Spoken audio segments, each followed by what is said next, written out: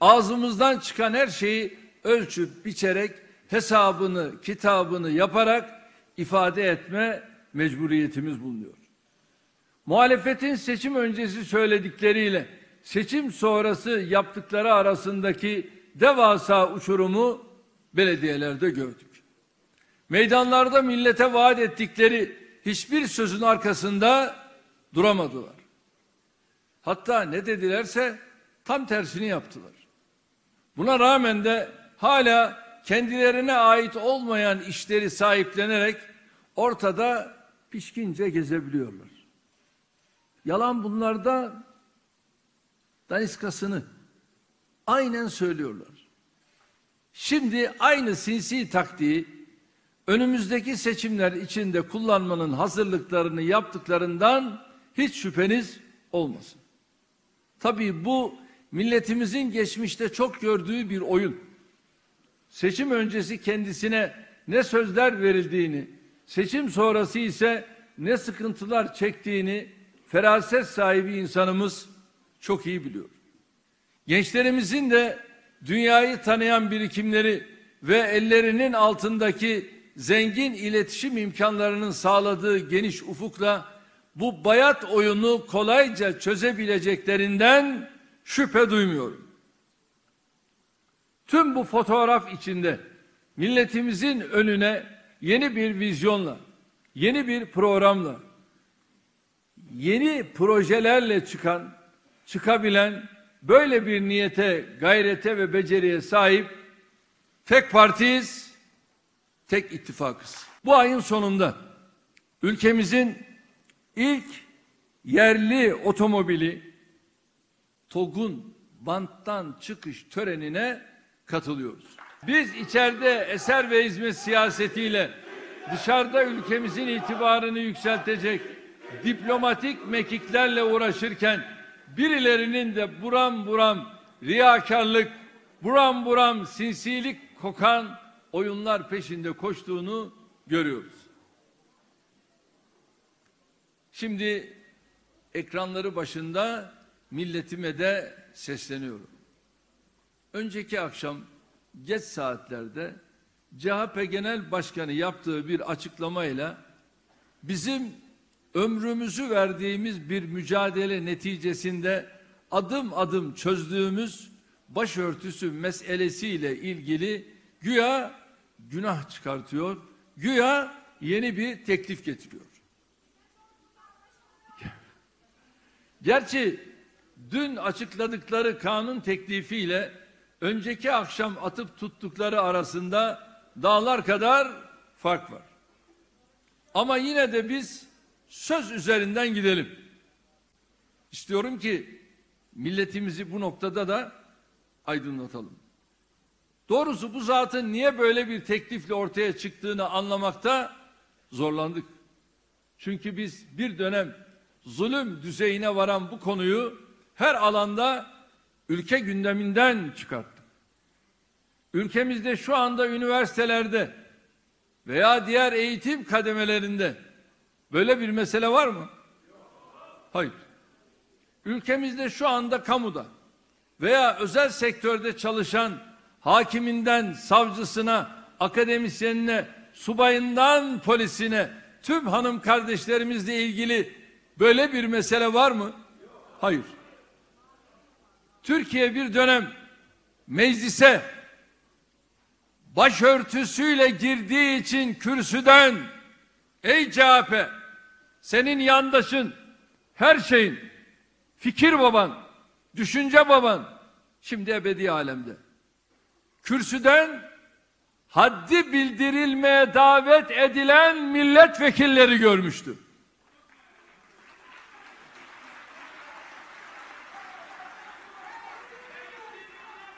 Ya siz de bunları alkışlamışsınız. Meclisten dışarı atmak için hep birlikte ayağa kalkıp alkışlamıştınız. Bugün milletvekillerimizle veya diğer konumlardaki seçilmişlerle ilgili böyle bir sıkıntı var mı? Hayır. AK Parti, Cumhur İttifakı, meclis ve hükümet olarak bu doğrultuda attığımız her adımın kazananı Türkiye olmuştur. Milletimiz olmuştur. Fert fert her bir insanımız olmuştur.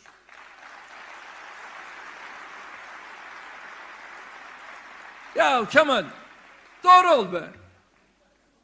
Yanına bir iki tane başörtülü bayanı alıp onlara rozet takmakla bu işi çözdüğünü veya çözeceğini mi zannediyorsun? Dürüst ol, dürüst. Adam gibi dürüst ol. İstismar siyaseti yaparak milletin karşısına çıkma. Bu zatın artık yaşanmayan bir sorunla ilgili bir gece yarısı ortaya çıkıp kanuni düzenleme teklif etmesinin gerisindeki riyakarlığı görüyoruz da başka ne hesap var? Onu da değerlendirmemiz lazım. Öncelikle bir kez daha altını çizerek belirtmek istiyorum. Bugün Türkiye'nin gündeminde başörtüsü diye bir mesele verdiğimiz mücadele ve yaptığımız düzenlemeler sayesinde hamdolsun artık kalmamıştır. Geçmişte bu ülkede başörtüsü diye utanç verici bir mesele yaşandıysa bunun tek müsebbibi, en bariz örneğini bizzat Kılıçdaroğlu'nun temsil ettiği CHP zihniyetidir, CHP faşizmidir. İşin esasına bakılacak olursa genelde kılık kıyafet ve özelde de başörtüsü meselesi ne yasa ne anayasa konusu olmaması gereken tabii bir haktır. Ne diyor? Devletin kurumlarına bu şekilde girilemez. Devletin kuralları var. Devletin kaidesi var. Bu ülkede başörtüsünü örten niye örtüyor? Rabbimin emri olduğu için örtüyor. Bu seni niye rahatsız ediyor? Nasıl başı açık bir hanım kardeşimizin bu şekilde hayatın her alanında var olabilmesi için herhangi bir yasa ve anayasa düzenlemesi gerekmiyorsa aynı durum başörtülü kardeşlerimiz için de geçerlidir. Hani herkesin her ağzını açtığında söze başladığı temel hak ve özgürlükler diye bir kalıp var ya, başörtüsü hakkı da işte bu kalıbın doğal bir parçasıdır. Ama ülkemizde milletimizin inancına, değerlerine, tarihine, kültürüne düşman olan CHP faşizmi geçmişte bürokratik vesayetle ve darbecilerle el ele vererek önümüze böyle bir sorun çıkarmıştır. Ortada böyle bir yasa mesnet teşkil edecek ne bir anayasa ne bir yasa hükmü olmamasına rağmen zorlama yorumlarla ülkemiz bu tartışmaların içine sokulmuş, insanlarımız mağdur edilmişti. Üniversitelerde herhangi bir kanuni temeli olmadan bir günde uygulama değiştiren, kamuda benzer baskılarla insanlarımızı mağdur eden mekanizmayı perde gerisinden işleten hep işte bu CHP zihniyetidir. Aynı zihniyet 1960 darbesini yaptırdıktan sonra sırf siyasi iktidarı rahatça ele geçirebilmek için milletin adamı olarak gönüllerde taht kuran Menderes'i dar ağacına göndermekte de tereddüt etmemişti. Rahmetli Özal'ın Türkiye'ye çağ atlatma çabalarının önüne en büyük engelleri de aynı faşist kafa çıkarmıştı. Bunun için biz eskiden beri mücadelemizi CHP zihniyetine karşı verdiğimizi söylüyoruz. Bu faşist kafa kendi çıkarları için dün ülkemizdeki bir kısım insanların laiklik hassasiyetini istismar etmişti. Şimdi de aynı kafa milletimizin başörtüsü hassasiyetini istismarın peşindedir. Değerli arkadaşlar, hatırlarsanız biz 2008 yılında Milliyetçi Hareket Partisi ile birlikte mecliste CHP zihniyetinin emrivakiye dayalı zulümlerinin önünü kesmek adına başörtüsü tartışmalarını kökten çözecek bir anayasa değişikliği yapmıştık. Bu değişikliği işin özü ve mantığı itibariyle böyle bir düzenlemeye ihtiyaç olmamasına rağmen sırf CHP faşizmini dizginlemek için yaptığımızın altını tekrar çiziyorum.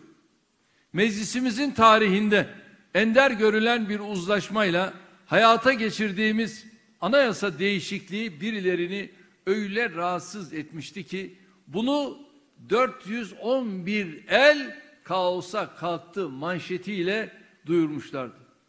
Şayet bu düzenleme dönemin Anayasa Mahkemesi tarafından anayasanın bu konuda kendisine tanıdığı özellikle sınırın ötesine geçerek verdiği kararla iptal edilmeseydi Türkiye başörtüsü tartışmalarını ta o zaman gündeminden tamamen çıkarmış olacaktı.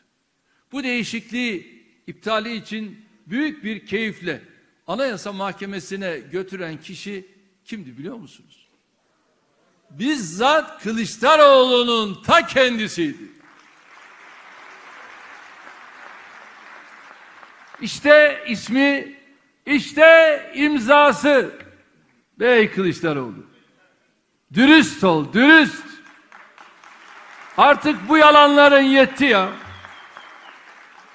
Kılıçdaroğlu'nun iptal başvurusunda yer verdiği başörtüsünün çağdaş demokrasiye tehdit oluşturduğu kamu düzenini, toplum huzurunu ve beraberliği zedeleyeceği ifadeleri hem bu şahsın alnına hem de demokrasi tarihimize kara bir leke olarak kazınmıştır. Aynı dönemde partimize açılan kapatma davasının gerekçelerinden biri de başörtüsü konusundaki özgürlükçü yaklaşımımızdır. Partimiz bu kapatma davasından kıl payı kurtulmuştu. Ve o dönem aynı partinin başındaki zat Ankara'da hakimler var, savcılar var diye de memnuniyetini ifade etmişti. Dönemin YÖK Başkanı hakkında başörtüsünü yasağını kaldırın, başörtüsü yasağını kaldırın dediği için görevini kötüye kullanma iddiasıyla dava açanların başında da kim geliyordu? Bu Kılıçdaroğlu. Onun da yine işte ismi ve imzası. Kılıçdaroğlu, belgeyle konuşuyorum, belgeyle.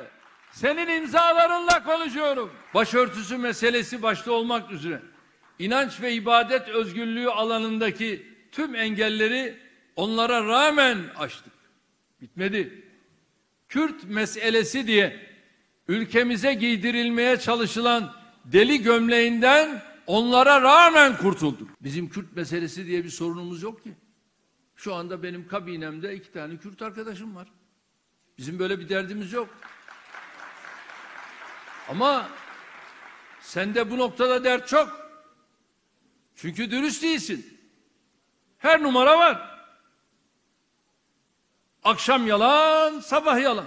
Aslına bakılırsa CHP faşizminin ne laiklik umurundadır, ne başörtüsü umurundadır, ne ülkenin ve milletin diğer herhangi bir meselesi umurundadır. Bunların hastalıklı bir saplantı olan faşizmlerini her devirde farklı renklere boyayarak yapmak istedikleri tek şey ülkemizi siyasi olarak bağımlı ve milletimizi refah olarak geri bırakarak kendi gizli iktidarlarını sürdürmektir. Çünkü CHP faşizmi cehaletten, geri kalmışlıktan, yoksulluktan, emperyalizmin ileri karakolu gibi çalışmaktan beslenir. Gençlerimizin eğitim yoluyla, istihdam yoluyla, üretim yoluyla kendilerine ve ülkelerine hayırlı insanlar olarak yetişmeleri bu zihniyete en büyük tehdittir. Sayın Kılıçdaroğlu, senin üst düzey yöneticilerin üniversitelerimizde ikna odalarını kurmadılar mı? Ve bu ikna odalarından bizim kızlarımızın başlarındaki örtüleri çıkartmadılar mı? Az önce ekranda izledik. Bu kızlar bizim kızlarımızdı. Bunların başörtülerini çıkartmak suretiyle bunları ikna odalarına sokmadılar mı? Ve bunlara yapılan zulümden sen kurtulacağını mı zannediyorsun? Bunun hesabını kolay kolay veremeyeceksin. Kılıçdaroğlu'nun son teklifini de bu çerçevede bir taktik adım olarak görüyorum. Bu kişi 2010 yılında verdiği bir röportajda başörtüsü meselesinde bizi yasa değişikliğiyle çözüm bulmaya çalışmakla itham ediyordu. Yasa değişikliğine karşı önerdiği çare de sorunun uygulamada çözülmesiydi. Aradan geçen 12 yılın ardından bir gece vakti aklına geçmişteki bir televizyon programında muhatabının çul diyerek hakaretler savurduğu ve kendisinin de dudağını büzerek bir metrekarelik bez parçası diye onu teyit ettiği başörtüsü gelmiş. Bay Kemal, bir metrekarelik bez parçası. Moderatör çul diyor, sen de bez parçası diyorsun. Ne farkınız var birbirinizden? Al birini, vur öbürüne. Diyor ki bu konuda kanun çıkartalım. Kanun teklifi diye mecliste sundukları metin, özellikle sorun itibariyle hem tüm boyutlarıyla kucaklamaktan hem de arzu edilen şekilde çözmekten uzaktır. Hatta tam tersine, geçmişte olduğu gibi kötü niyetli yorumlar eliyle yeni yasakların dayanağı haline bile gelebilir. Madem bu konuyu kendisi gündeme getirdi, öyleyse biz daha öte bir teklifle mukabele edelim. Eğer dürüstsen, eğer samimiysen, şayet bu zat temel bir insan hakkı olan başörtüsü meselesini ülkenin gündeminden katı şekilde çıkarmakta samimi ise, şayet bu zat gençlerimizin en büyük hassasiyetleri olan özgürlük alanlarından biri konumundaki bu meselenin ahdi temelini güçlendirme sözünün arkasındaysa, gelin çözümü yasa değil, anayasa düzeyinde sağlayalım. Kardeşlerim, üstelik bu konuda elimizde Cumhur İttifakı olarak başlattığımız girişimle meclisimizin 2008 yılında ortaya koyduğu bir irade de mevcuttur. AK Parti ve Milliyetçi Hareket Partisi olarak o dönemde hazırladığımız 5735 sayılı anayasa değişikliği teklifini kamuda çalışmayı da kapsayacak şekilde bu hususta aksi yönde düzenleme yapılamayacağı, uygulamaya gidilemeyeceği açık kaydıyla birlikte yeniden çıkartalım. Çünkü bugün mecliste basit çoğunlukla çıkan bir yasayla verilen hakkın yarın bir başka meclis denkleminde aynı şekilde alınabilmesi mümkündür. Meseleyi anayasa düzeyine taşıdığımızda ise süreç bu kadar kolay yürüyemeyeceği için nispeten daha kalıcı, daha sağlam, daha muhkem bir iş ortaya çıkmış olacaktır. Dürüstsen, samimiysen, adam gibi adamsan gel bunu böyle yapalım. Altılı masada yanında seni destekleyen arkadaşların da var ya, işte hep beraber gelin bu işi bu şekilde çıkaralım. Böylece CHP'ye 14 yıl sonra üzerindeki utanç lekelerinden en azından birini temizleme fırsatı vermiş de olacak. Teklifinde samimi olup olmadığı Kılıçdaroğlu'nu ilgilendirir. Biz demokrasiye ve milli iradeye saygımızın gereği ağızdan çıkan söze göre kendi teklifimizi sunuyoruz. Ve ben arkadaşlarıma talimatı bugün burada veriyorum. Adalet Bakanı başta olmak üzere aynı şekilde Anayasa Komisyonu'ndaki arkadaşlarım hep birlikte çalışmalarını süratle hazırlayacaklar, önümüze getirecekler. Gerisi CHP'nin ve başındaki zatın bileceği iştir. Hatta bununla kalmayalım. Kadının ve erkeğin birlikteliğinden oluşan aile kurumumuzu da güçlendirerek geleceğimize güvenle bakmamızı sağlayacak ilave değişiklikler de yapalım. Tabii bizim hayalimiz olan ülkemizi yeni, sivil, özgürlükçü bir anayasaya kavuşturma hedefimiz bakidir. İnşallah 2023'ten sonra böyle bir anayasayı da konuşacağımız iklime hep birlikte kavuşacağız. Sizleri bir kez daha sevgiyle, saygıyla selamlıyorum. Kalın sağlıcakla.